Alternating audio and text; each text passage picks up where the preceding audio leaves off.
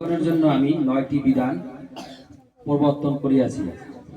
1 নম্বর বিধান, শ্রীগুরু সঙ্গ আমার প্রাণ, শ্রীগুরু সঙ্গের জন্য যে প্রাণ দিবে তার জন্য আমি প্রাণ দিব। শ্রীগুরু সঙ্গকে বাঁচাইয়া রাখাই আমার শিষ্যত্বের লক্ষণ। যে শ্রীগুরু সঙ্গকে ভালোবাসিতে পারিবে না তাহাকে আমি কিভাবে শিষ্য বলিয়া মনে করিতে পারি। বিধান 2, যে স্থানে অন্তত 10 জন শিষ্য আছে সে স্থানে একটি করিয়া শাখা সংঘ স্থাপন করিবে এবং সপ্তাহে বা পক্ষান্তে একবার করিয়া মিলিত হইয়া ত্রস্তাদি পাঠ, বন্দনা গান, আধ্যাত্মিক বিষয়, ঠাকুর প্রসঙ্গ এবং মঠ আশ্রমাদি সম্পর্কে আলোচনা করিবে।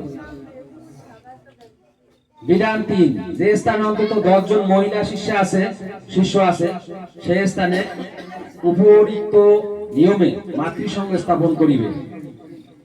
বিধান 4, প্রত্যেক শিষ্যকে গৃহে মঙ্গল ঘট অবশ্যই রাখিতে হইবে।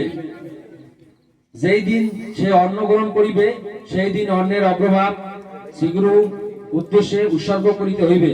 মঙ্গল ঘটে শ্রীগুরুর উদ্দেশ্যে অন্ন না রাখিয়া নিজে অন্ন গ্রহণ করা অপরাধ।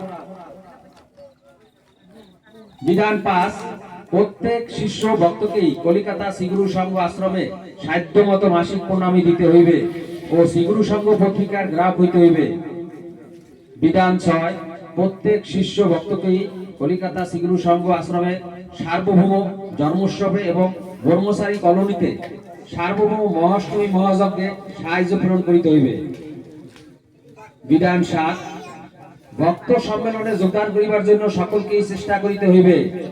বিধান 8, সম্মেলনের তথা সংঘের প্রধান উদ্দেশ্য আদর্শ গৃহস্থ জীবন গঠন, সংঘ শক্তির প্রতিষ্ঠা এবং ভাব বিনিময়।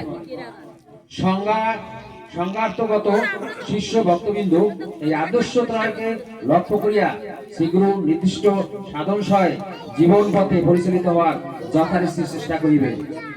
বিধান 9, প্রতিটি শিষ্য শ্রীগুরু সংঘাসিত হওয়ার চিহ্নস্বরূপ বক্ষে রুদ্রাক্ষ ধারণ করিবে এবং পরস্পরের প্রতি ভ্রাতৃভাব পোষণ করিবে।